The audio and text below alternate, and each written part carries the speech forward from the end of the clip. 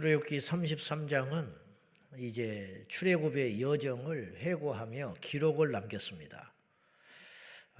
이제 제가 이 숫자를 세다가 말았는데 이걸 시간 되시면 몇 번이나 옮겼는지 약 40번 되는 걸로 알거든요. 40회를 40년 동안 옮겼어요. 그러니까 거의 1년에 한 번 꼴로 장소를 이동하면서 40년을 지냈습니다. 이제 어느 때는 뭐 며칠 만에도 옮겼을 것이고 어느 때는 몇 년씩 살았을 것이고 이제 그렇게 추측이 되는데 출애굽의 여정을 이렇게 회상하며 우리가 지금 신명기라고 하는 긴 성경책이 남아 있으니까 민수기 33장에 와서 우리가 앞으로 많은 여정이 남아 있을 것 같지만 신명기는 두 번째 설교이기 때문에 이제 민수기 때 거의 40년이 다 찬 거예요. 이제 그렇게 볼 수 있는 힌트가 오늘 본문에 등장하지요. 그게 40년째라 그런 표현이 나오고 아론이 123세에 죽습니다. 우리가 이미 봤어요. 민수기서 20장에서 호르산에 올라서 아론이 죽고 모세는 느보산에서 120세에 죽습니다. 그러니까 모세와 아론이 3살 차이라는 것을 우리가 알 수 있고 그의 누이 미리암도 20장에서 이미 죽었습니다. 그러니까 지금 살아있는 생존의 인물은 애굽에서 출애굽할 때 살아있는 인물은 3명밖에 없어요. 모세, 여호수아 그리고 갈렙 이렇게 있고 모세가 죽고 2사람만 이제 가나안 땅에 들어가지요. 이게 모든 일이 하나님의 계획과 하나님의 명령대로 이제 되어 가는 것입니다. 자, 모세가 하나님의 명령대로 그 노정을 따랐다라는 말이 2절에 등장합니다. 우리 같이 한번 봅시다. 2절과 우리 3절 봅니다. 시작. 모세가 여호와의 명령대로 그 노정을 따라 그들이 행진한 것을 기록하였으니 그들이 행진한 대로의 노정은 이러하니라. 그들이 첫째 달 15째 날에 라함셋을 떠났으니 곧 6월절 다음 날이라. 이스라엘 자손이 애굽 모든 사람의 목전에서 큰 권능으로 나왔으니 이스라엘 백성들이 마음대로 이게 살기 좋다고 오래 있는 것도 아니고 힘들다고 빨리 떠나자 그래서 떠난 게 아니고 여호와의 명령대로 철저히 노정이 이끌어 갔다는 거예요. 그걸 어떤 식으로 하나님이 사인을 보냈냐면 우리가 출애굽기 40장에 보면 나와요. 지성소의 성막에서 구름이 피어오르면 이스라엘 백성들이 짐 쌌습니다. 그리고 구름이 먼저 떠나요. 그러면 구름을 따라갔어요. 그 이스라엘 백성들이 밤이든 낮이든 뭐 밥을 먹든 뭐 그들이 기분이 어떠하든지 간에 구름이 피어오르면 그들의 진 가운데 성막이 있잖아요. 그러니까 에덴 동산의 생명나무와 선악과와 같아요. 똑같아. 누구든지 볼 수 있었어요. 에덴 동산의 중앙에 선악과와 생명나무를 하나님이 주셨다 그랬거든요. 선택하라 이거예요. 선택하라. 그런데 광야에 놓인 이스라엘 백성들도 진 가운데 성막을 치게 하시고 거기서 구름이 피어오르게 했어요. 선택해라. 순종하든지 불순종하든지 구름이 피어올랐을 때 짐 싸서 떠나면 살 것이고 너희들이 고집부리고 있으면 망한다 이런 뜻이에요. 근데 이스라엘 백성들은 광야기 때문에 비교적 순종이 쉬웠을지 몰라요. 어차피 거처가 정해지지 않았으니까. 근데 아담과는 유혹이 좀 달랐겠죠. 어쨌든 그래서 떠났어요. 그렇게 해서 옮겨 다닌 것이 이제 40년 동안 노정인데 그 노정을 기록을 했다 이런 뜻이에요. 그래서 근데 이제 그 첫째 시작이 어디서 시작됐냐면 첫째 달 15째 날에 라함셋에서 출발했습니다. 애굽의 라함셋에서 첫째 달 그러니까 1월 15일 날 출발했다. 그런 뜻이에요. 그러면 1월 15일 날이 어떤 의미가 있느냐? 14일 날이 6월절입니다. 14일 날 이스라엘 백성들이 죽음에서 건지운 날이에요. 그러니까 모든 장자를 쳐서 죽였는데 10번째 재앙으로 9번째까지 재앙을 했지만은 바로가 고집을 부리고 이스라엘 백성들을 보내주지 않으니까 마침내 애굽에 있는 모든 장자를 쳤습니다. 가축까지, 바로의 장자까지 죽고 나서야 바로가 손을 들지요. 그런데 유월절, 즉 넘어간 날인데 패스오버라고 하는데, 그때 재앙이 넘어간 표식이 어린 양의 피였습니다. 어린 양의 피를, 순결한 어린 양의 피를 잡아서 이스라엘 백성들을 집 문 밖에 문설주에 바르면 그 피를 보고 이 집은 하나님이 택한 백성이라고 하는 사인으로 알고 천사가 지나간 거죠. 죽음의 사자가 지나가서 재앙을 면하게 된 거지요. 그날을 이스라엘 백성들은 지금까지 지키고 있습니다. 유월절을 지키고 있어요. 그래서 이제 14일 날 그런 큰 재앙이 지나간 다음에 15일 날 이스라엘 백성들이 성막을 짓기 위해서 모든 재물과 기물을 애굽 사람들에게 제공받아 가지고 그들을 챙겨 가지고 이제 나오게 되는 거죠. 그날을 기념하여 지키게 되는데, 그날이 15째 날이다 그랬는데, 이때가 이스라엘 백성들에게는 새해로 쳤습니다. 새해. 그래서 태양력과 이스라엘의 달력은 달라요. 그래서 이때가 정월로 치는 거예요. 정월 초 하루로 치는 거예요. 그래서 정월달로 보고, 그래서 첫날이라는 표현을 쓰거든요. 첫째 달 15째 날에, 사실은 첫째 달이 아니에요. 그래서 이 유월절 이 날을 뭐라고 불렀냐면, 들어보셨죠? 니산월, 아비벌 그렇게 썼어요. 이 아비벌이라는 말은 무슨 뜻이냐면은, 원래 이제 아비벌이라고 썼는데, 아비벌이라는 말은 푸른 싹, 뭐 부드럽다 그런 뜻을 갖고 있대요. 근데 이 아비벌, 그러니까 푸른 싹이라는 말은 태양력으로 이 싹이 올라온 날이에요. 그때는 3월이나 4월경입니다. 그러니까 우리가 추측해 보건대 이 첫째 달 6월절 1월 달은 일반적 태양력으로는 3월이나 4월로 쳐요. 그러니까 그때 애굽에서 이스라엘 백성들이 나왔는데 태양력을 무시하고 이 카이로스의 시간으로 그날이 너희들에게는 진정한 새해 첫날이다. 새해 날이다. 그렇게 하나님이 지정을 해 주신 것 같아요. 그래서 첫째 달이라고 명명하십니다. 이것이 이제 훗날에 이제 포로기 이후에는 그 바벨론 명칭으로 바뀌어요. 그래서 니산월이라고 하지 않고 니산월로 바뀌어요. 아비벌이라고 불렀던 이 명칭이 니산월로 바뀌게 되는데, 니산월도 들어봤죠. 아비벌, 성경에는 아비벌, 니산월 그런 말이 나오는데 같은 말인데, 아비벌로 불렸던 6월절 새해 첫날을 포로기 이후에는 니산월로 바뀌는데, 니산월은 이제 바벨론 명칭이죠. 니산월이라는 말은 움직인다 그런 뜻이에요. 이게 또 의미가 있는 거죠. 그날 이스라엘 백성들이 나왔잖아요. 그래서 아마 니산월을 쓴 것 아닌가 그렇게 봅니다. 정리를 해보면 우리가 지금 이미 다 출애굽기부터 6월절에 대한 이야기, 이스라엘의 3대 절기에 대한 이야기를 반복해서 출애굽기, 레위기, 민수기 여기까지 거듭거듭 우리가 봤어요. 그러니까 잊지 말라고 계속 하나님께서 모세를 통하여서 세대가 바뀌니까, 죽고 또 새로 태어나고 하니까 이것을 가르쳐 줄 사람은 모세밖에 없는 거죠. 그래서 신명기에 가서 또다시 명령을 해요. 이스라엘의 역사에 대해서 쭉 설명을 하면서 왜 이렇게 자꾸 반복을 하냐면 잊어버릴까 봐. 잊는 민족은, 역사를 잊는 민족은 미래가 없는 거예요. 그러니까 우리가 절대 잊으면 안 돼요. 용서하되 잊으면 안 돼요. 일본을 용서하지만 잊으면 안 되는 거예요. 북한하고 평안이 뭔 이야기는 할 수 있을지 모르나 그들은 6.25를 일으킨 장본이라는 것을 한시도 잊으면 안 돼요. 중국을 잊으면 안 돼요. 소련을, 러시아를 잊으면 안 돼요.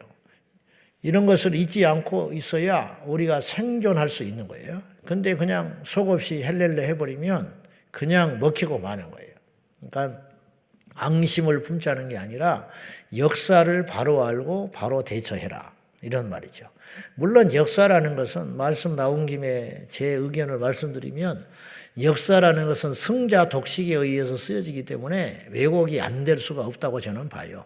그래서 우리가 조선시대 또 2조 4대나 2조 4조나 고려시대 이성계가 예를 들어 어떤 인물인가, 그건 사실은 잘 몰라요. 이성계가 상대 진영에서 볼 때는 반란군이고 반란군의 순회인 것이고, 그리고 건국의 그 주체들에게 있어서는 영웅이 될 수 있기 때문에 그건 함부로 말을 못하는 거예요.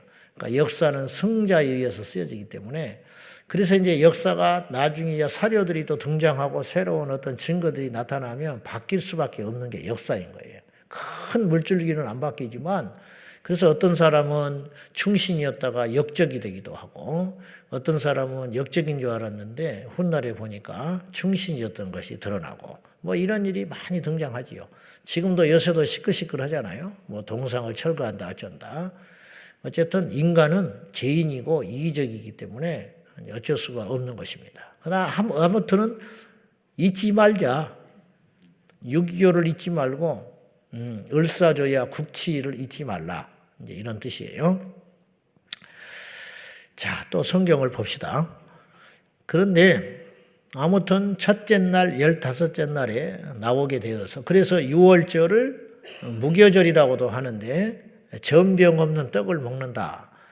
떡이 효모가 있어야 이렇게 발효가 되어서 부들부들해지는데, 이게 효모를 없이 하면, 그래서 이스라엘 백성들은 지금도 6월절 절기가 다가오면 혹시라도 있을 효모를 집안 구석구석 뒤져서 다 치워요. 혹시라도 효모가 있어서 발효가 될까 봐. 그러면 떡이 이제 발효가 안 되면 비스킷처럼 딱딱해지는 거예요. 그래서 맛없는 떡을 이제 먹게 되는 것이죠. 그리고 이제 일주일을 지내게 되는 거예요. 일주일 무교절을 지키게 돼요. 예수님이 6월절 날 전날 마지막 만찬을 하시고 금요일 날 돌아가셨다는 것도 이게 기가 막힌 하나님의 타이밍이 있는 것이죠. 하나님은 이렇게 당신의 살아계심을 여러 가지 방법으로 계시하시는데, 이런 것들을 코드에 숨겨놨어요. 그러니까 어떤 날에 딱 맞춰서 하나님께서, 그러니까 어떤 일을 이룬 다음에 날을 지정하는 게 아니라 그 날에 맞추어서 예언을 말씀을 하시고 그 날에 맞춰서 세계 역사를 바꿔가지고 딱딱딱 갖다가 맞춰버리는 거예요. 그러니까 이거는 시간의 창조자가 하나님이라는 것을 의미하는 거예요. 예수님이 왜 하필 그때 죽으시냐 이 말이에요. 예. 그러니까 6월절 어린 양의 피로서 이스라엘 백성들이 살아난 것 같이 온 백성들의 죄를, 그 예수 그리스도의 어린 양의 피를 십자가에, 그것도 골고다에서 죽으셨어요. 이 골고다라는 말은 해골이라는 말이에요. 이게 사망이라는 뜻이거든요. 사망의 땅에 어린 양 예수께서 민수기 21장의 사건처럼 십자가에 매달려서 죽어주심으로 그 피가 뚝뚝뚝 떨어져서 골고다 사망의 땅에 떨어져서 그 땅이 생명의 땅으로 바뀌고, 어린 양 예수의 피로 인하여 인류에게 닥칠 사망의 권세가 넘어간 사건, 이것이 6월절 예수님께서 달리신 사건이라는 거예요. 알고 봤더니 6월절보다 더 큰 6월절은 어떤 예표에 불과했고, 노아의 방주는 예표에 불과했고, 진정한 주인공이 오시기 위한 사전 작업이었다는 거예요. 6월절이 이 어린 양의 피가 도대체 무슨 혈액이 있어서 죽음이 건너가냐고요. 칼로 지키든지 뭐 살기를 찾아야지 어떻게 피를 바른다고 살아나냐고요. 어떻게 예수를 믿는다고 우리 죄가 없어지냐고요. 그 죄를 없애기 위해서 노력을 한다든지 그 죄를 없애기 위해서 어떤 징계를 당한다든지 그래야지, 어떻게 상식적으로 예수님을 믿는다고 지옥 갈 자가 천국 갑니까? 믿어지기 어렵잖아요. 사람들이 우습게 여기는 거예요. 그것을 어떻게 내가 뱀에 물려가지고 죽어가는데 장대 구리노병을 쳐다본다고 살 수가 있냐고요. 무슨 해독제를 먹는다든지 뭔 그렇게 해야지. 안 그렇습니까? 어떻게 바깥 문설주에 피를 바른다고 죽지 않냐고요. 근데 실제로 그런 일이 일어났지 않습니까? 실제로 죽지 않았어요. 실제로 보는 자는 살았어요. 실제로 예수를 믿으면 저주받지 아니하고 천국에 간다고 해요. 이걸 예표로 심어놓는 거예요. 인간이 믿지 않으니까. 어떻게 마른 하늘에서 비가 내려가지고 그 큰 홍수가 일어나가지고 망할 걸 믿을 수 있냐고요. 그러나 실제로 그런 일이 일어난 거예요. 어떻게 공중에서 예수님이 무슨 손오공도 아니고 구름을 타시고 천사장의 나팔소리와 함께 마른 하늘에서 주님이 오시냐고요. 오십니다, 우리 주님이. 이것도 안 믿는 사람이 천지로 많아요. 세상 사람은 100% 안 믿고, 세상 사람이 안 믿는 건 이해하지만 신학생이 안 믿고, 신학자가 안 믿고, 강단에서 안 믿고, 그러니 성도들은 당연히 안 믿죠.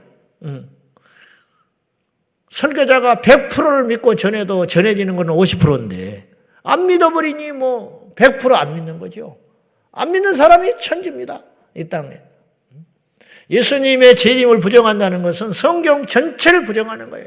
예수님의 재림을 부정하는 사람이 천국과 지옥을 믿겠습니까? 입으로는 믿는다고 하지. 그러나 그건 믿음이 아닌 거예요. 믿음은 99%가 있을 수 없는 거예요.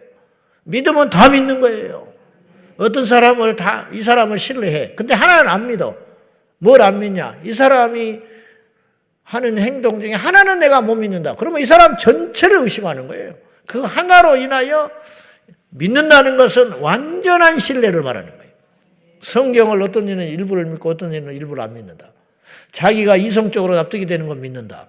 그러나 이건 도무지 안 돼. 이거는 뭐 그렇게 해석할 게 아니라 어떤 것은 비유로 풀고 어떤 것은 사실로 풀고, 물론 그 앞뒤 문장으로 볼 때 그럴 수는 있어요.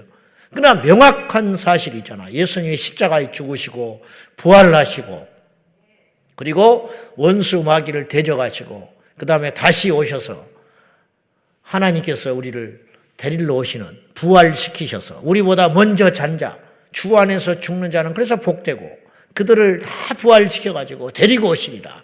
이런 말씀을, 그거는 안 믿는다는 거예요.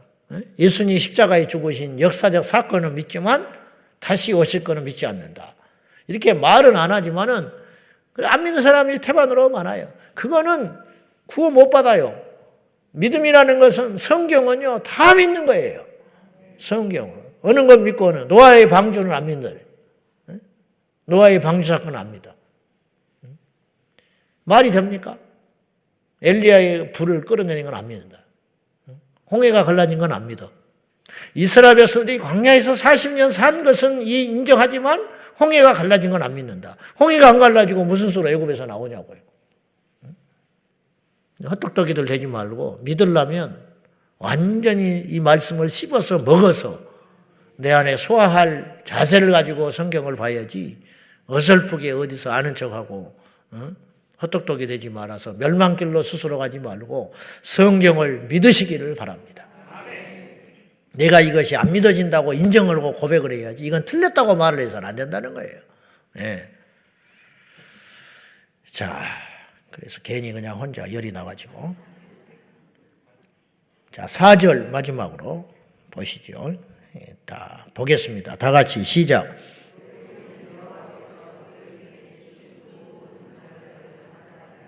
여호와께서 그들의 신들에게도 벌을 주셨다. 열 재앙이 그냥 우연히 뭐 파리떼가 출몰하고 이가 나오고 개구리가 나오고 그런 게 아니에요. 그 당시 그 당시 애굽 애들은 그들이 신이었어.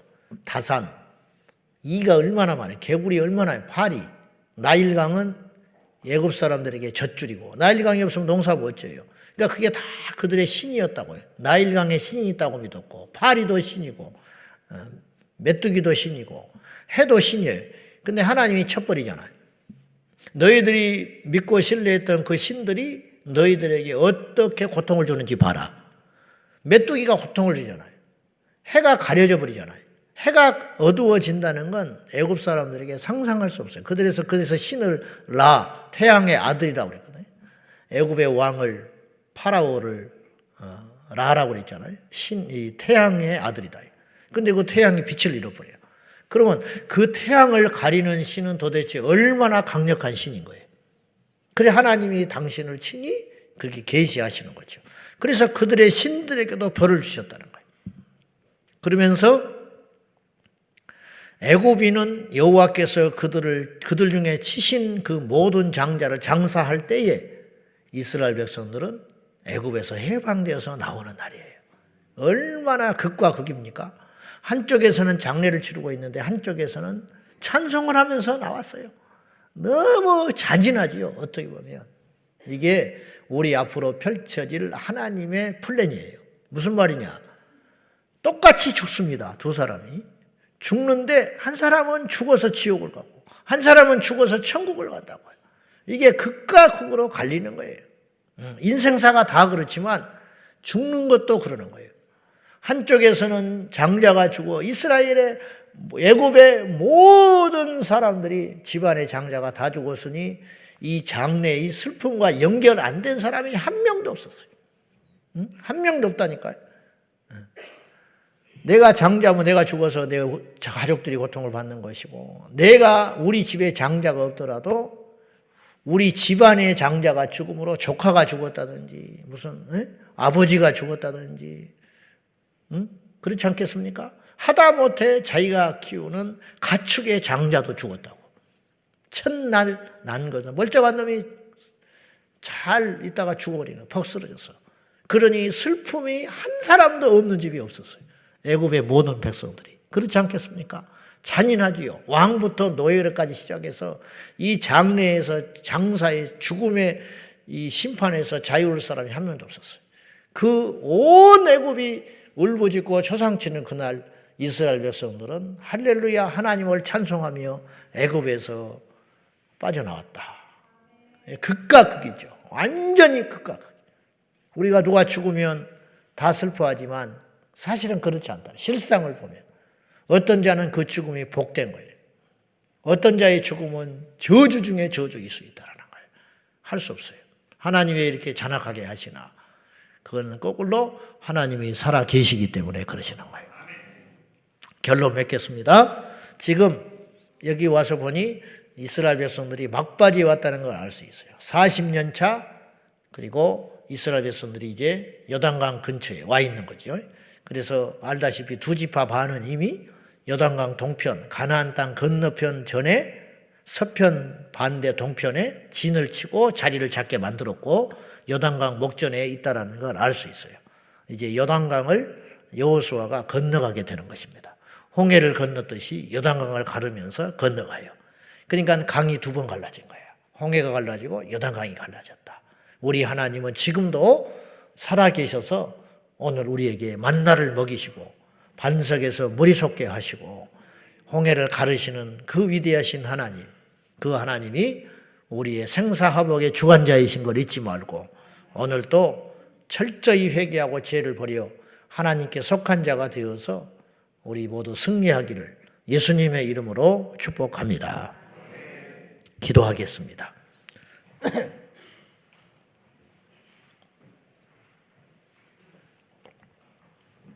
이 시간에 기도하실 적에 이스라엘 백성들을 구원하신 하나님을 잊지 아니하고 찬송하며 해년마다 절기를 지키듯이 우리도 때가 될 때에 말씀이 나를 다시 방망이질할 때 예배 때마다 나를 구원하신 주님을 경외하며 찬양하며 앞으로 어떻게 살아갈 것인가 결단하는 자세가 있어야 할 것입니다. 우리 하나님 앞에 감사를 하십시다. 그리고 우리 하나님 앞에 우리가 어떻게 살아야 할지 다시 한번 결단하는 시간이 되기를 원합니다. 초심을 잃어버리지 말라 이 말이에요. 절기를 지키라는 말은 그 구원자 하나님을 잊지 말라 그런 뜻 아닙니까? 잊지 마십시다. 잊으면 교만해집니다. 잊으면 망하는 거예요. 하나님, 날 구원하신 예수님의 십자가를 영원히 잊지 않게 하여 주십시오. 다시 오실 우리 주님을 마라나타 신앙으로 잊지 않고 기다리게 하여 달라고 다 같이 기도하겠습니다. 오늘도 살아계신 하나님 아버지, 영광과 존귀와 찬양을 우리 주님께 올려드립니다. 이스라엘 백성들의 강팍함과 무지함과 연약함을 아셔서 절기를 지키라, 기념하라, 유월절을 잊지 말고 광야 생활을 잊지 말고 너를 구원하신 여호와 하나님을 잊지 말라고 하나님께서 말씀하셨듯이 오늘 우리가 잊지 않기를 원합니다.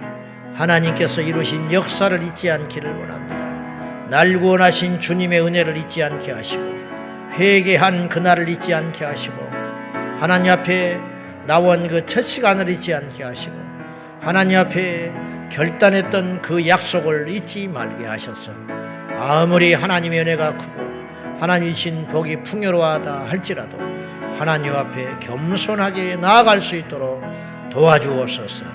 역사를 잊은 민족은 소망이 없습니다. 하나님이 행하신 일을 잊어버린 믿는 자는 믿는 자가 아닐 것입니다. 날마다 날 구원하신 주님을 찬양하며 오늘 또 두 눈을 부릅뜨고 우리를 지켜보시는 하나님의 눈을 잊지 아니하고 경건과 거룩과 진실함으로 성실함으로 하나님 앞에 행할 수 있도록 도와주옵소서. 주여 믿습니다. 하나님께서 모세에게 기록하라 말씀하신 것은 잊지 말라, 너희 후대가 결코 잊지 말라는 뜻이 될 것입니다. 절기를 지킴으로 이스라엘 백성들은 다시 하나님을 기억했듯이 오늘 우리는 매 예배 때마다 십자가를 기억하게 하여 주옵소서. 내가 얼마나 흉악한 자였으며 그 흉악한 죄악들을 그리스도의 십자가의 위대한 사건으로 구원하여 주시고 살려주셨음을 한시도 잊지 않아 나태하거나 교만하거나 주님 앞에 거짓되이 행하지 아니하도록 우리를 굳게 잡아 주옵소서.